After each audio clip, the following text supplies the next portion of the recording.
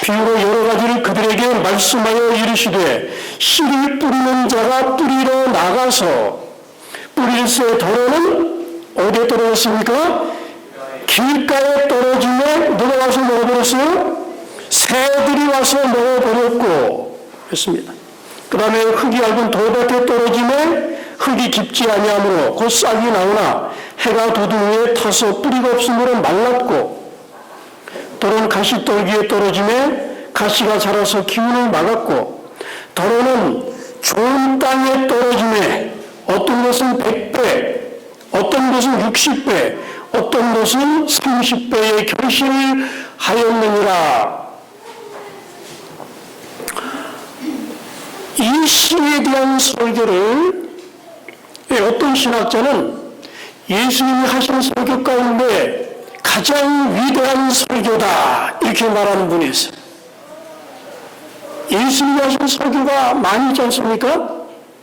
그런데 이 씨 뿌리는 자의 이 설교 말씀, 이 비유는 예수님이 하신 말씀 가운데서 가장 위대한 말씀의 하나다 그렇습니다. 농부들은 잘 압니다. 씨앗이 아무리 좋아도 땅이 좋지 않으면 열매를 맺을 수가 없습니다.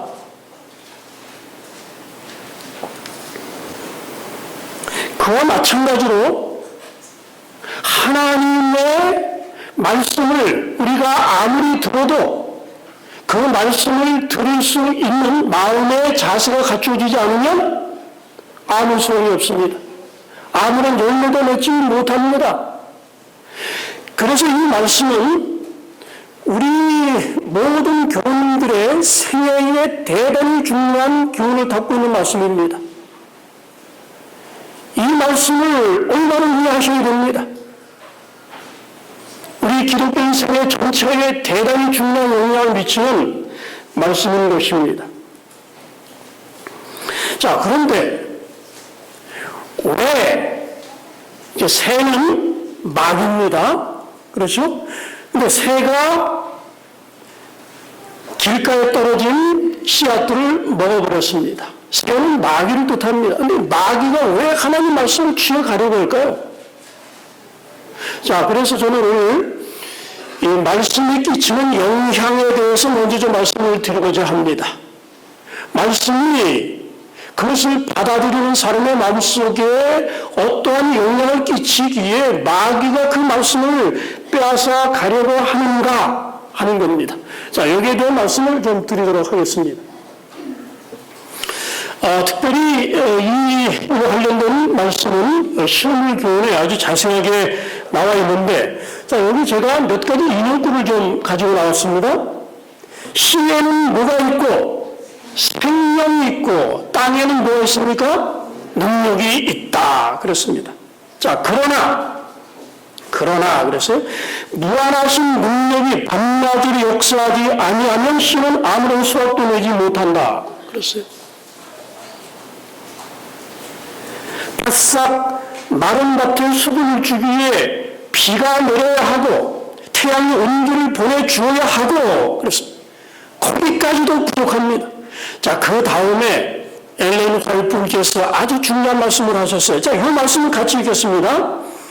땅에 묻힌 씨. 자, 우리 같이 읽겠습니다. 시작. 땅에 묻힌 씨에는 전기가 전달되어야 한다. 뭐가 전달되어야 됩니까? 전기가 전달되어야 한다.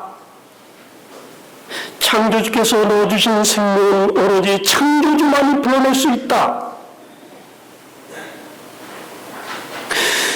그러시면서 화이트분이 이것을 영적으로 적용을 하셨습니다. 그러니까 씨앗을 땅에 뿌리고 덮었습니다. 그리고 비도 내리고 그 다음에 햇빛도 쬐입니다. 그러나 뭐가 있어야 돼요? 전기가 있어야 된다. 전기. 자, 여기 화이트분이 뭐라고 말씀하셨냐면 우리는 말씀을 전파해야 하지만 말씀은 씨앗입니다. 그래서 강단에서 설교자들이 말씀을 뿌립니다. 그러나 영혼을 소생시키고 의와 찬양을 솟아나게 할 능력은 나눠줄 수 없다 그래서 이 설교자가 아무리 하나님 말씀을 전해도 사람을 변화시키고 살리는 능력은 줄 수 없다. 그러면서 주시는 말씀이 그 다음에 있는 말씀입니다. 뭐를 통해서만? 하나님의 성령을 통해서만 말씀의 영혼을 소생시켜 영생에 이르게 하는 살아있고 능력 있는 말씀이 될 수 있다. 누가 작용하셔야 됩니까? 하나님의 성령께서 우리 마음에 작용하셔야 말씀에 생명이 있고 영혼을 소생시키는 능력을 얻게 된다 하는 겁니다. 여러분 보시기 바랍니다. 씨는 반드시 어디에 들어가야 됩니까? 땅속에 들어가야 됩니다. 그런데 땅속에 들어가면 놀랍게도 뭐가 발생을 합니까? 전기가 발생을 해가지고 씨에 자극을 줘서 씨가 발화되게 하고 자라나게 하는 그런 자극을 주는 것입니다. 우리가 말씀을 드릴 때 그리고 그것을 마음속에 둘 때 어떤 일이 벌어질까요? 그때 하나님의 성령께서 역사하신다 하는 얘기입니다. 자, 여기에 대해서 원부인이 교회증언 5번 267페이지에 이렇게 말씀을 하셨습니다. 자, 이 말씀을 여러분 잘 기억해 두시기 바랍니다. 성령의 강력한 능력이 그랬어요. 성령은 능력이 강력합니다. 근데 어떤 능력을 가지고 있습니까? 소생시키고 그랬어요. 회복시키고 변화시키는 능력을 가지고 있다 그랬어요. 그것을 모두 가지고서 그 다음에 뭐라고 말씀하셨어요? 전기 충격처럼 마비된 심령에 임하여 모든 신경을 새 생명으로 전율케 하고. 자, 이 말씀이 얼마나 참 중요한 말씀입니까? 자, 성령께서 무엇처럼 임하신다? 전기 충격처럼.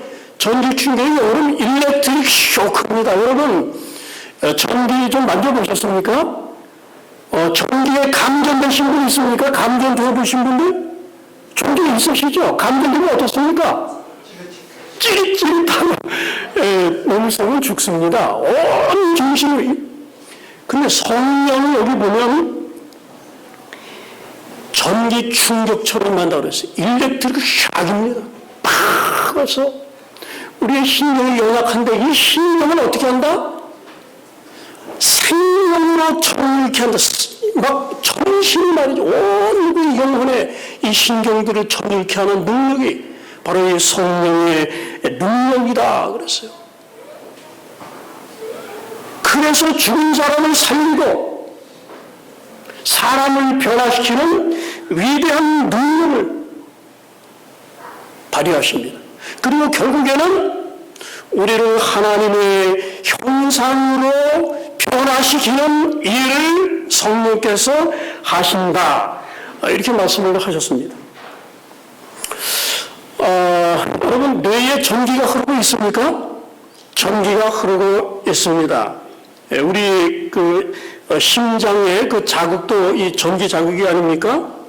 이 뇌신경에도 이 전기적인 자극이 필요합니다. 그런데 화이트 부인이 사실은 1800년대에 우리 몸에 전기가 흐른다, 뇌에 전기가 흐른다 이렇게 말씀하셨어요. 그런데 과학이 발견한 건 29년입니다. 1929년에 우리 몸에 전기가 흐르고 있다, 뇌에. 그거를 이제 과학자들이 화이트는 그보다 먼저 그 사실을 알아내셨는데, 자 여기 보시게 되면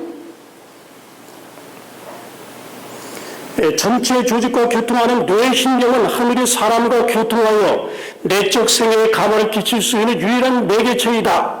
그 다음에 신경계에 전류, 신경계에 뭐가 흐르고 있습니까? 전류가 있다 그런 말씀. 신경계에 전류가 있다 그렇습니다.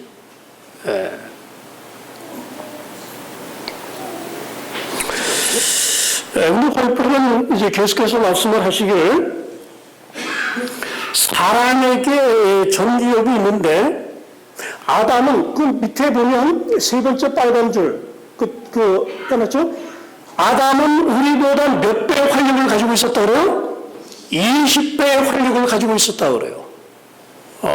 제가 찾아보니까 사람은 전기력이 100 마이크로볼트입니다. 뇌에 흐르는 전기가 이게 만분의 1볼트입니다. 만분의 1볼트. 이게 뇌신경에 자극을 팍 받으면서 전신에 자극을 줘서 우리가 살아 있는 겁니다. 근데 아담은 그의 20배니까 몇 볼트입니까? 500분의 1볼트입니다. 20배의 전기가 뇌신경을 자극하고 그 심장을 자극하고 전신에 이 에너지를 불어준다면 어떨까요?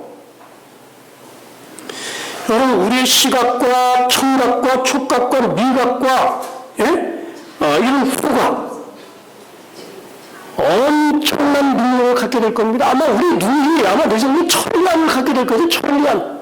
20배의 그 전력을 가지고 보면 눈이 밝아가지고 빨린 거 가지고 보이고 막 들리지 않는 소리도 들리고 아담이 20배의 능력을 가지고 있었다. 자, 그런데 활보로 여기 주신 말씀은 놀라운 말씀입니다. 근데 성령은 500분의 1볼트가 아닙니다. 아담은 500분의 1볼트 가지고 있다고 우리 20배. 그러나 성령은 뭐라고 해서 여기 보면 죄는 신성의 제사위에 강력한 작용을 통하여 물리칠 수 있으며 그분은 제한된 능력을 가지고 오신 것이 아니라 하나님의 능력의 충만함을 가지고 오실 것이다. 하나님의 성령은 하나님의 온갖 모든 능력을 가지고 다 오신다. 그러니까 성령은 오시면 일렉트릭 샥을 우리에게 팍 보내시고 신경을 생명으로 약동케 하시는 분인데 성령의 능력은 큽니까? 엄청난 성령의 능력이 우리에게 작용하게 되는 것입니다. 성령이 우리 속에 있게 되면 우리 마음이 깨끗해지고 우리의 품성이 변화되고 하나님의 형상이 우리 속에 나타나게 되는 것입니다. 여러분 기억하시기 바랍니다. 이 성령을 우리가 받아야 되겠죠. 성령을 어떻게 받습니까? 성령 받는 방법은 말씀을 통해서 받는 것입니다. 하나님의 말씀은 하나님의 감동을 받은 겁니다. 하나님께서 숨을 불어넣으셨어요. 성령의 숨이 들어있는 겁니다. 말씀 속에. 그래서 말씀을 받아들이는 것은 다른 말로 말하면 성령을 받아들이는 겁니다. 성령. 그 말씀을 통해서 우리가 성령을 받는데 여러분 신은 반드시 땅 속에 심겨져서 감추어져야 돼요. 사람 눈이 보이지 않아야 돼. 그때 뭐가 작용합니까? 혹시 말씀하신 전기가 작용한다 그래서 그거 참 이상하죠? 그냥 땅에 떨어진 씨는 전기가 안 작용하는데 흙 속에 들어가면 전기가 작용한다 그랬어요. 시편 119편 11절에 보면 내가 주께 번제치 아니하려 하여 주의 말씀을 내 마음에 두었나이다. 영어 성경은 그 hide, hid, 감추었나이다 그래요. 보이지 않게 씨가 땅속에 보면 보이지 않는 것처럼 감추었나이다. 다른 말로는 저장했다. 아주 정신을 다해서 이 말씀을 내가 간직하려고 노력했다는 것입니다. 그럴 때 뭐가 적용할까요? 그때 하나님의 성령께서 작용하신다. 성령께서 전류처럼 인해서 사람을 변화시키는 놀라운 역사를 이루신다. 이게 말씀과 성령과 또 우리가 변화되는 이 기전, 이 메커니즘이라고 할 수가 있겠습니다. 그리스도인 생애의 목적은 열매 맺는 일이라. 그 믿는 사람의 마음속에 그리스도의 품성을 재현하는 것이다. 재현은 재생산하는 겁니다. 예수님 닮은 형상을 하나님께서 재생산해냈죠. 누가 그렇게 하십니까? 하나님의 성령께서 하신다. 여러분 특별히 여러분 자신의 충동이나 여러분 자신의 어떤 개인적인 그런 갈망이 약하다고 생각되실 때 있지 않습니까? 그때 여러분 말씀을 읽으시기 바랍니다. 말씀 속에 거룩한 충동이 있어요. 성령께서 전기 자극처럼 여러분의 모든 갈망들과 모든 것들을 이제 생명으로 약동케 하시는 이 놀라운 역사를 바로 우리 주님께서 이루신다고 했습니다. 자, 그렇게 될 때 열매를 맺게 됩니다. 아름다운 풍성의 열매. 그 열매가 맺혀지게 되면 복음의 씨가 온 세상에 속히 뿌려지게 될 것이고, 그리고 예수님 곧 오실까요? 예수님 곧 오신다. 놀라운 말씀을 주셨습니다.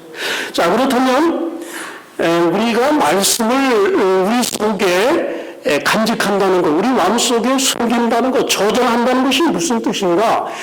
여기에 제가 LNG 파이브의 글 가운데서 중요한 말씀을 하나를 제가 가지고 왔습니다. 여러분 마음속에 그냥 간직하고 있어서는 안 됩니다. 항상 성경의 말씀은 이 적극성이 들어있는 것입니다. 너는 가만히 있어. 내가 하나님 등을 볼지어다. 가만히 있는 게 아닙니다. 예? 우리가 적극적으로 해야 될 역할이 있는데, 자, 우리가 말씀을 들었습니다. 그럼 마음에 간직하고는 끝입니까? 그게 아닙니다. 여기 한번 보시기 바랍니다.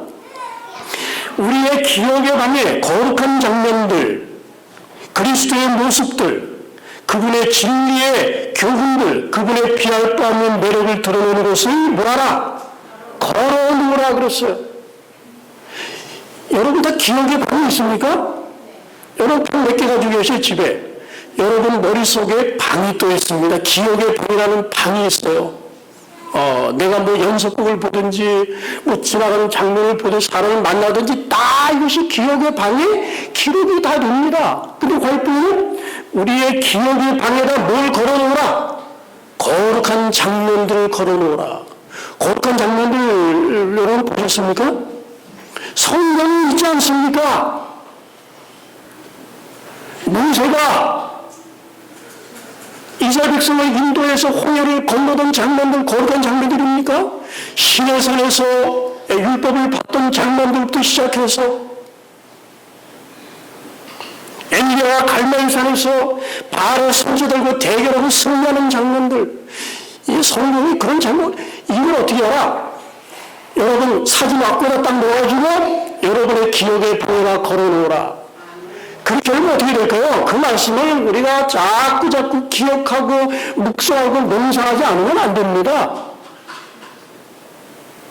예수님의 모습, 예수님에 관한 장면들, 사복음서에 얼마나 많이 있습니까? 이것을 무엇을 시각화시켜가지고 언제든지 떠올릴 수 있도록 여러분의 기억에 방에다 걸어놓고 자주 보고, 예수님의 진리의 교훈들, 예수님의 설교도 얼마나 많습니까? 그것도 걸어놓고서 자꾸 보라는 거예요. 예수님의 비할 바 없는 매력을 드러내는 것들을 걸어놓고 자주 어딜 들리셔야 돼요? 기억의 방에 들어가서 자꾸 그렇게 하라. 그렇게 우리 마음속에 감추어진 이 말씀들이 그렇게 우리가 기억의 방에다 걸어놓고 자주 보게 되면 그때 무슨 일이 발생합니까? 성령께서 역사하십니다. 자, 여기 말씀해 보면 우리가 그렇게 될 때 우리의 신앙생활에 이루어오는 놀라운 축복을 활분히 말씀하셨는데, 여기 보면 우리는 우리의 운명을 첫 번째 견딜 수 없는 것으로 보지 않을 것이다. 참 여러분, 내 처지를 탄식하지 않는다 그랬어요. 하나님 말씀이 그렇게 만들어줍니다. 그 다음에 다른 이의 결점에 대해서 말하지 않을 것이며, 우리 영혼은 예수님과 그의 사랑으로 가득 차게 될 것이다. 여러분 그렇게 되고 싶으십니까? 네. 아무리 사랑하려고 노력해도 안 되시죠? 어떻게 하셔야 됩니까? 말씀을 채우시면 그렇게 됩니다. 우리는 주님이 이끄실 길을 지시하려고 하지 않을 것이다. 그 대신에 누구의 뜻을 따르려고 할까요? 자발적으로 하나님의 뜻, 내 뜻이 아니라 당신의 뜻. 우리는 하나님 최고로 우리의 이웃을 자신처럼 사랑하게 될 것이다. 이게 저와 여러분의 궁극적인 목표 아닙니까? 이것이 율법의 완성 아닙니까? 이런 사람이 완전한 사람입니다. 그런데 우리 아무리 노력해도 안 됩니다. 근데 뭐를 통해서 된다? 말씀을 통해서 이루어진다. 성령께서 하시는 일입니다. 그 다음에 화요일에는 그렇게 본다면 내가 발견한 예수님을 다른 사람에게 말해주고 싶어서 견딜 수 없게 된다는 겁니다. 이 전도 그대로 됩니까? 전도가 그대로 되고, 그 다음에 모든 것을 그분께 바치게 될 것이다. 교회에서 뭐 얼정돈 많이 내십시오. 뭐 이렇게 말할 필요가 없습니다. 마음속에서 막 드리고 싶어가지고. 우리 마음은 하나님을 영화롭게 할 것들을 생각하도록 길들. 어떻게 하면 내가 하나님께 영광을 돌릴까? 그 생각밖에는 없어요. 그리고 우리의 능력이 점점 자라나게 돼서 다른 사람에게 빛의 통로가 될 것이다. 참 말씀이 위대한 능력을 가지고 있습니까? 마귀가 그것을 압니다. 말씀은 정말 위대한 능력을 가지고 있습니다. 그래서 마귀는 하나님 말씀이 선포되는 것을 별로 좋아하지 않습니다. 그렇기 때문에 마귀가 어떤 일을 할까요? 분명히 방해 공작을 합니다. 말씀을 못 듣게 하려고, 말씀에 열매 맺지 못하게 하려고 분명히 노력할 것입니다. 그래서 우리 예수님이 이 비유를 말씀하시면서 말씀이 선포되는 것에 마귀의 방해 공작이 있을 것을 예견하셨습니다. 아무나 천국의 말씀을 듣고 깨닫지 못할 때에는 악한 자가 와서 그 마음에 뿌리는 것을 빼앗나니 이는 곧 길가에 뿌리는 자요. 그랬어요. 말씀은 마음속에 뿌려져야 됩니다. 받아들이고 간직해야 돼요. 근데 그렇게 하지 못하면 어떻게 될까요? 그럼 마귀가 와서 그 말씀을 빼앗아 간다. 그랬습니다. 네, 마가복음 4장 15절에 보면 마귀가 즉시 온다 그래요. 즉시 와서 그래요. 말씀이 떨어진 즉시 와가지고 부주의하게 듣는 사람의 마음에 떨어진 씨앗들을 냉큼 먹어버린다. 왜? 누가복음 8장 12절에 보면 믿어 구원 얻지 못하게 하려고 그래서. 그럼 말씀이 선포될 때는 선과 악의 대전투가 벌어집니다. 우리 눈에 보이지 않는 세력들이 이 가운데 있습니다. 예수님의 성령을 통해서 우리의 마음을 변화시키려고 하는데 한쪽에서는 악의 세력들이 와서 하나님 말씀을 듣는 사람의 마음속에서 진리의 씨앗들을 빼앗아 가려고 하는 것입니다. 씨가 뿌려지자마자 새들이 와서 먹어버렸어요. 저기 아라비아 사막 같은데 이 낙타가 가다가 쓰러지면 죽었습니다. 낙타가. 그러면 독수리가 나타납니까?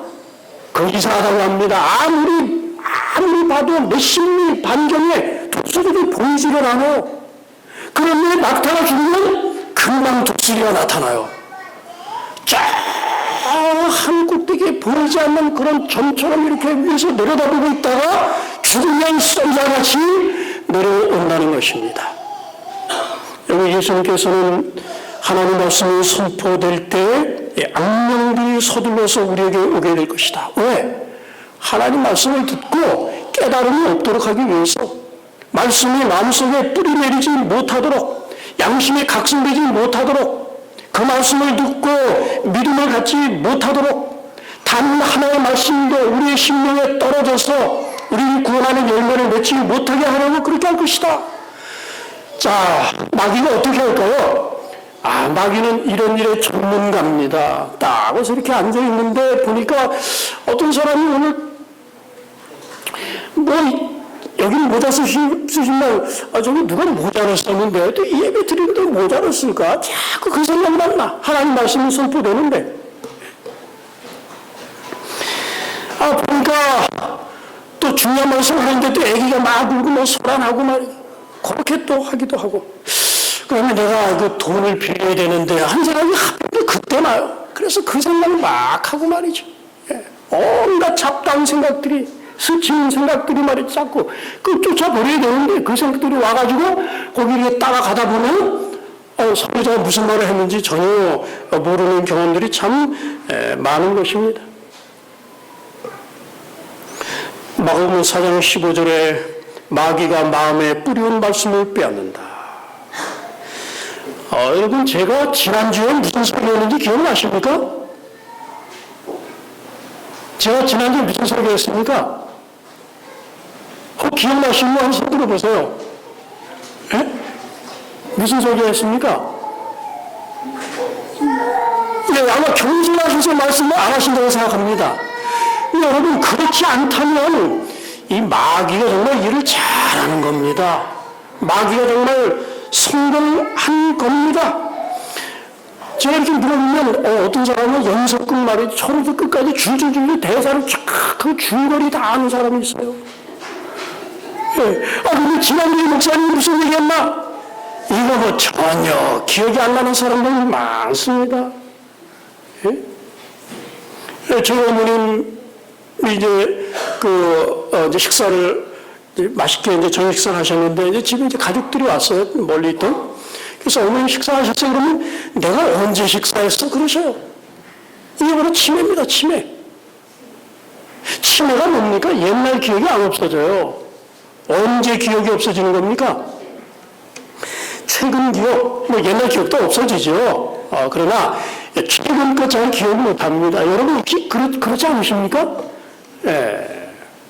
어제 우리 이정원 장님 소개하시고, 또 우리 화요일 부목사님 소개하시는데, 여러분 좀 그 기억나십니까?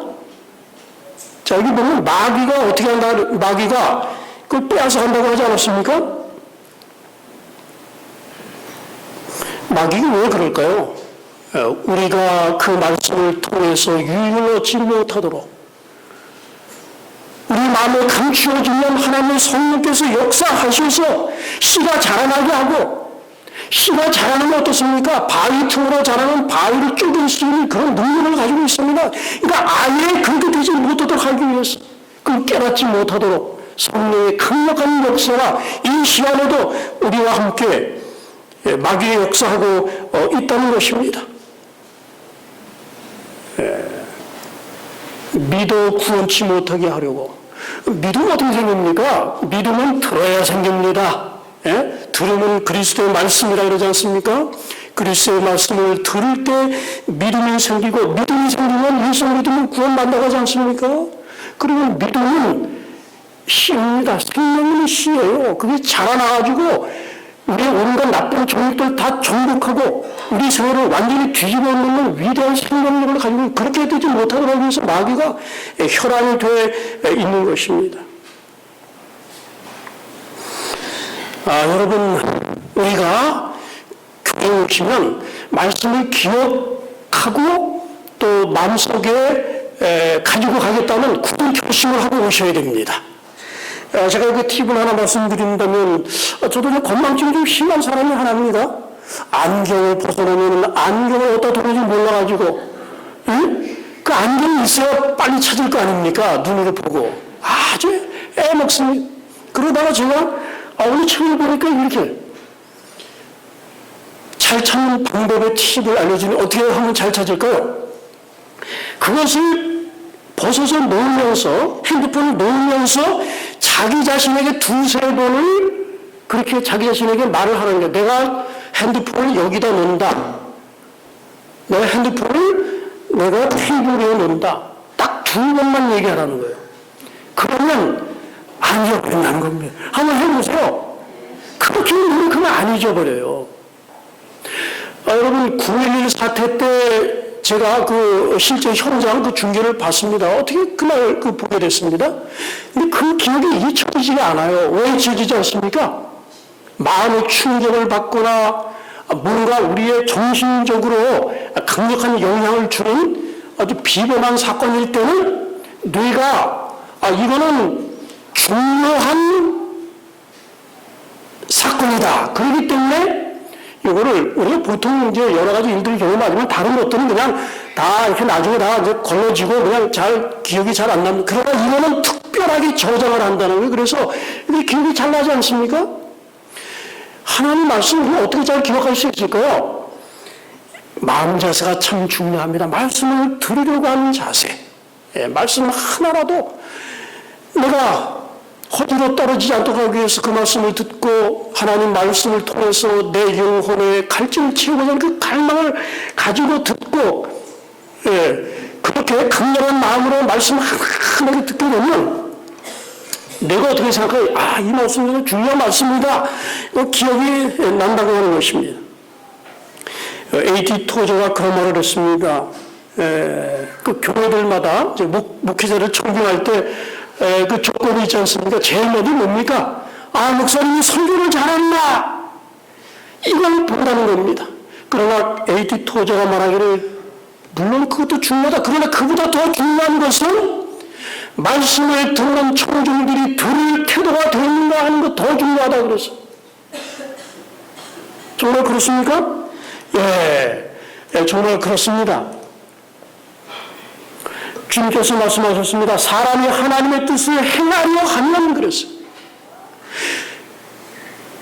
의지가 중요한 겁니다. 내가 들으려고 하는 의지를 가지고 그 말씀을 듣게 되면 그 말씀이 내 마음속에 새겨질 수가 있는 것입니다. 여러분, 베드로가 어떻게 회심했습니까? 닭 우는 소리 듣고 통곡하고 회심했습니다.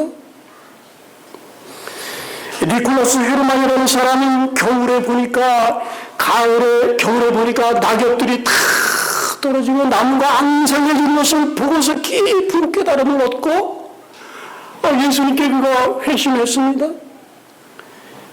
스펄전은 이름 모를 감리교에 갔더니 어떤 그 소그룹 지도자가 나와서 설교는 잘 못하는데 요한의 악마라 그러면 구원을 받으리라 하니까 이 사람이 그걸 가지고 계속 얘기를 하는데 그것이 그의 마음에 팍 꽂혀가지고 유명한 설교자가 되지 않았습니까?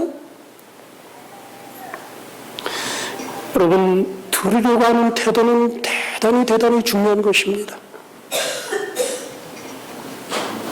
좋은 설교만큼 그 이상으로 중요한 것이 바로 그런 태도인 것입니다. 자, 우리가 이 말씀을 마음속에 깊이 감추어야 되는데 여러분 기억의 방을 자주 들으시기 바랍니다. 자꾸 생각하시고 자꾸 기억하시고 자꾸 되뇌으시고 그러면 우리의 신경 세포들이 서로 간에 연결이 점점 이렇게 계속 점점 되어 가는 겁니다. 그래서 우리가 깊이 생각하지 않아도 하나님 말씀이 쭉 떠오르고 장면들이 쫙쫙 떠오르고 시편 1편에 보면 복 있는 사람은 오직 여호와의 율법을 즐거워하여 그의 율법을 주야로 묵상한도다 그렇습니다. 날마다 하나님의 말씀을 묵상하는 사람 필요합니다. 그렇게 해서 묵상할 때 우리 뇌 신경세포에 이 연결이 됩니다. 연결이 많이 돼야 돼요. 그러면 그 말씀을 우리가 기억하게 되는 거거든요. 여러분 그렇게 좀 하시겠습니까? 그래서 우리 신경에 이 대로가 생기게 됩니다. 그래서 시편에도 보면 그 마음에 시온의 대로가 있는 자는 복이 있나이다 그랬어. 마음에 길이 있는데 시온의 대로. 그러니까 이스라엘 백성들이 1년에 3번씩 예루살렘에 올라가야 됩니다. 근데 그때를 기억하는 건 시온으로 가는 길을 생각하면서 늘 예루살렘에 내가 언제 갈까 그 행복한 장면을 계속 생각하고 그래서 틈만 나면 그 생각을 하는 겁니다. 그래서 시온의 대로가 있다고 합니다. 우리 하나님 말씀을 날마다 깊이 명상하고 묵상하면 우리의 신경세포가 이 대로처럼 됩니다. 우리가 생각하지 않아도 생각하지 않으려고 해도 이 말씀이 우리를 변화시키는 위대한 능력을 발휘하게 될 것입니다. 자, 제가 오늘 치매에 걸리지 않는 방법을 좀 소개해 드리도록 하겠습니다. 그 런던 대학의 한 교수님이 계셨습니다. 근데 이분이 그 서양 장기를 잘 두시는 분인데 열몇 수를 앞을 내다보는 분인데 이분이 돌아가실 쯤 돼서는 장기를 몇 수밖에 못 보는 거예요. 그러니까 얼마 있다 돌아가셨어요. 근데 그분이 해부를 했는데 뇌가 말이죠. 완전히 완전 치매 환자입니다. 그런데도 멀쩡하게 생활했어요. 근데 나중에 보니까 이분이 지적인 활동을 굉장히 많이 하다 보니까 이 신경세포 길들이 많이 생겼다는 거예요. 이야, 놀라운 일 아닙니까? 활비는 말씀하셨습니다. 하나님의 말씀 논문만큼 지력을 강화시키는 것은 없다.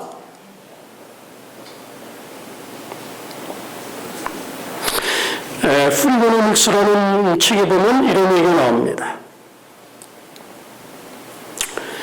한 엄마가 있는데 아이가 이웃집에 놀러 가려고 그럽니다. 근데 그런데 그 이웃집에 총이 있는 걸 알아요. 근데 총이 잘못 가면 죽잖아요. 근데 이웃집에 수영장이 있어요. 그러면 우리 어머니들은 아이를 어느 집에 가서 놀라 그럴까요? 수영장 있는 집에 가서 놀아라. 그런데 이게 잘못이다. 그래서 왜 잘못이냐? 통계적으로 이야기를 수영장 딸린, 집에 딸린 수영장 11,000개당 1년에 한 명씩 어린아이가 빠져 죽어요. 근데 미국에 그런 수영장이 600만 개가 됩니다. 그리고 1년에 몇 명이 죽으면 550명이 죽어요. 수영장에 빠져서. 수영장 가야 됩니까? 그런데 총은 어떤가? 총 100만 정당 한 명이 죽습니다. 그 애들 갖고 놀다가. 근데 미국 총이 2억 정이나 있습니다. 그래서 1년에 175명이 사망을 하는데 놀랍게도 총으로 그러니까 수영장에서 죽는 비율이 총에 맞아 죽는 비율의 100배입니다. 100배. 그러니까 우리 어머니들이 어디 가서 놀라 그래야 될까요? 너 총 있는 집 가지 말고 어느 집에 가라. 수영장 있는 집에 가라. 이렇게 말해야 된다는 거예요. 여러분 광우병 아시죠? 광우병. 광우병 무섭습니까? 무서워. 우리나라 뭐 그것 때문에 뭐 대모도 일어나고 막. 그거 무섭죠? 근데 광우병으로 죽는 사람 얼마 안 된다는 겁니다. 그 대신에, 근데 여러분, 부엌에 행주 있죠, 행주. 행주 무섭습니까? 안 무섭습니까? 근데 행주에 묻힌 병원균 때문에, 광우병으로 죽는 사람은 몇백 배가 죽는다는 거예요. 행주 여러분 무서워요, 행주가. 그렇게 무섭습니다. 자, 여러분.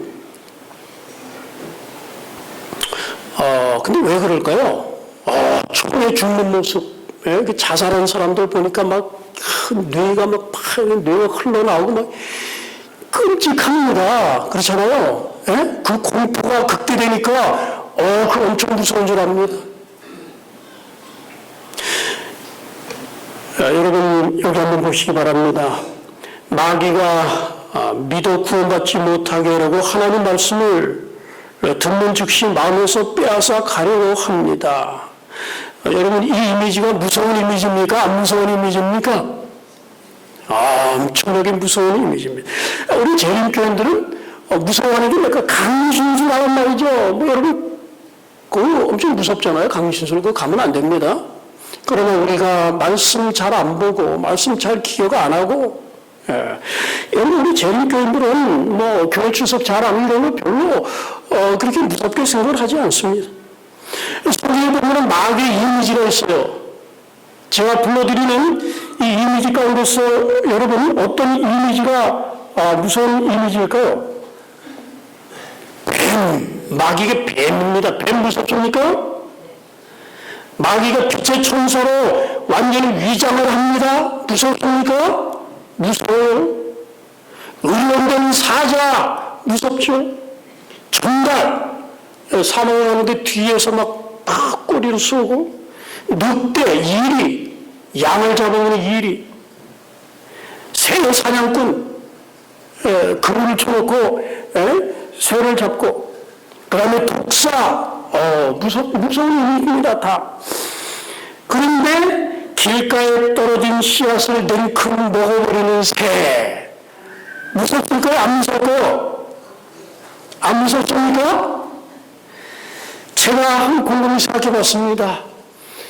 여기에 나오는 마귀의 이미지 가운데서 가장 무서운 이미지가 바로 새구나. 왜 새일까요? 여러분, 우리가 하나님 말씀으로 무장이 되면 그 밖에 다른 모든 것 다 정복할 수 있습니다. 하나님 말씀은 우리 탕직이라고 그랬어요. 빛의 천사가 아무리 가정에 와도 우리가 다 분별해낼 수 있습니다. 우리가 말씀으로 무장되어 있다면 사자가 얼마든지 물리칠 수 있습니다. 우리 예수님께서 광야에서, 시험의 광야에서 말씀으로 마귀의 온갖 시험을 다 물리치지 않았습니까? 예, 여러분, 이 우리 마음에서 이 말씀을 빼앗긴다고 하는 것은 가장 위험한 일입니다. 자, 이거 이제 시간이 없어서 말씀을 못 드립니다만은, 화이트 부인이 이런 말씀을 하셨습니다.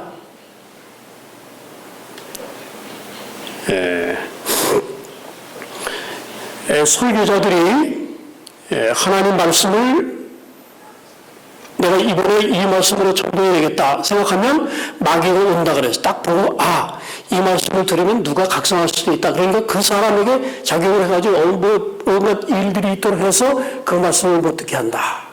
아니면 그 사람들하고 뭐 과식하게 만들든지 필요하게 만들든지 해가지고 와서 졸거나 하나님 말씀 깨닫지 못하게 한다. 예. 그래서 교회 와서 보면 조시는 분들 좀 있습니다. 그렇죠? 예? 그래서 뭐 조시는 분들 여러 가지 종류가 있다고 하는데, 자, 여러분, 이거 대단히 위험한 겁니다. 오늘 내게 꼭 필요한 말씀을 주시는데, 이 말씀을 그 마귀가 낚아채 가는 것 아닙니까? 여러분, 오늘 저는 말씀을 드립니다. 교회 오시면 정신 집중하셔야 됩니다. 왜? 마귀가 하나님 말씀을 낚아채 가려고 준비하기 때문에 말씀을 빼앗기면 안 됩니다.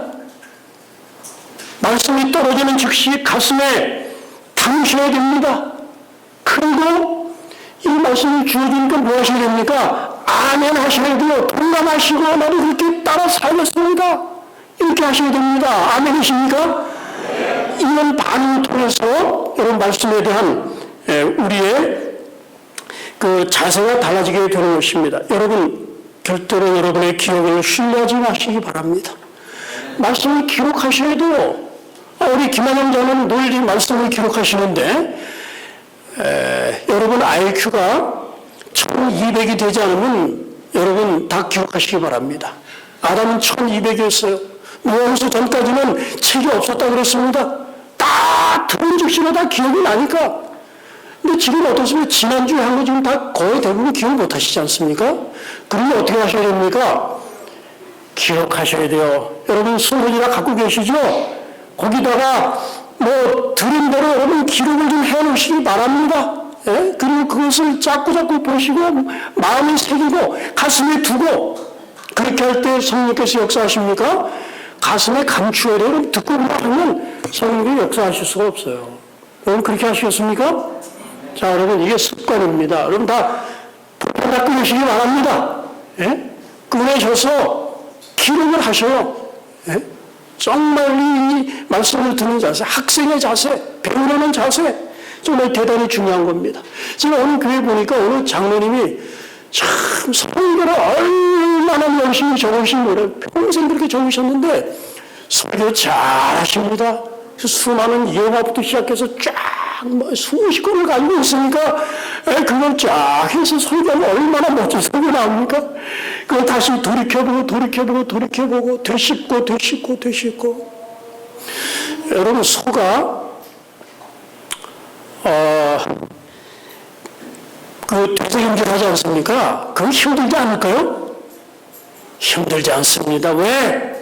예? 자꾸 씹는 가운데서 그게 뭐로 변합니까? 당분으로 변하는 거예요. 그러니까 사탕 먹듯이 단 걸 계속 먹으니까 그 괜찮은 일이다 하는 생각을 제가 하게 됐습니다. 여러분 말씀들이 그렇게 해야 됩니까? 여러분 말씀을 그렇게 기록을 하셔야 됩니다. 여러분 교회 몇 년 나오셨습니까? 10년 나오셨거나 20년, 30년 나오신 분들 계실 겁니다. 10년이면 안식일이 몇 번입니까? 500번입니다. 500번. 500 안식일 여러분 설교를 들으셨으면 그 설교가 우리의 마음에 큰 영향을 미칠 수 있을까요? 우리의 마음에 영향을 미쳐야 됩니다. 왜? 하나님이 성령 역사하시는데 예? 전기 충격처럼 그렇게 우리를 변화시키시는데, 자, 저는 여기 한 이야기를 더 말씀을 드리겠습니다. 한 중년 여성이 있었습니다. 결혼해서 아이를 셋을 낳았습니다. 남편이 죽었습니다. 아이들이 고등학생입니다. 참 아이들에서 얼마나 헌신했는지 모릅니다.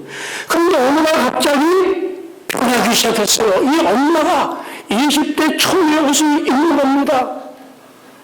이 엄마가 미니스커트를 입고 그 고등학생들이 참석하는 파티에 딸 따라서 그냥 기어이 가서 거기서 춤추고 말이죠.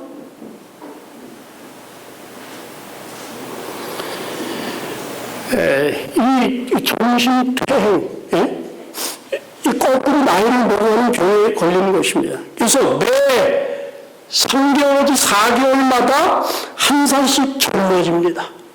그래서 61세 회갑이 되었더니 정신 연령이 6살이 됐어요.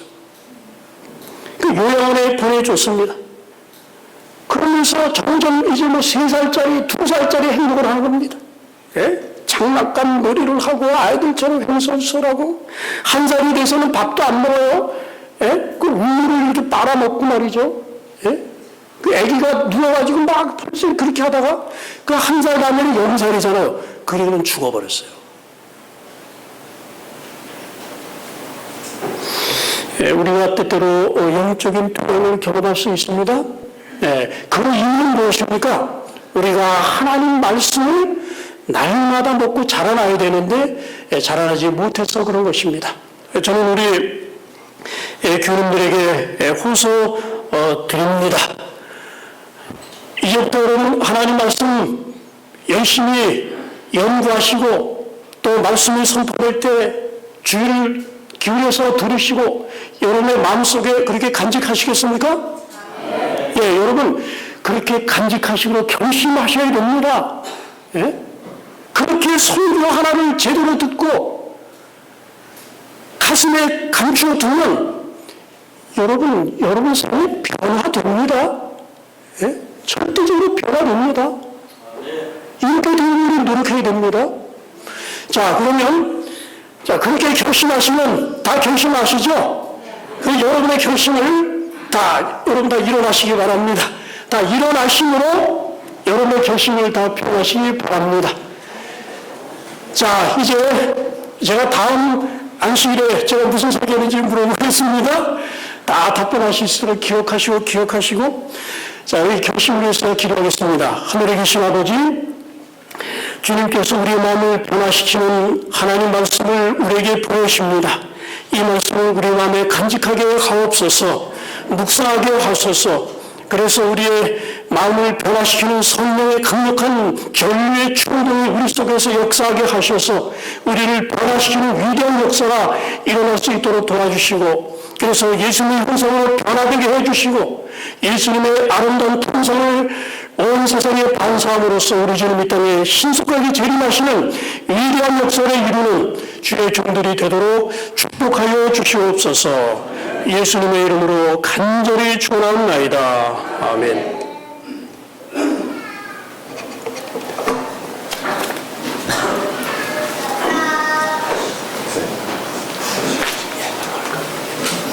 지금 바로 봉헌식을 진행하겠습니다.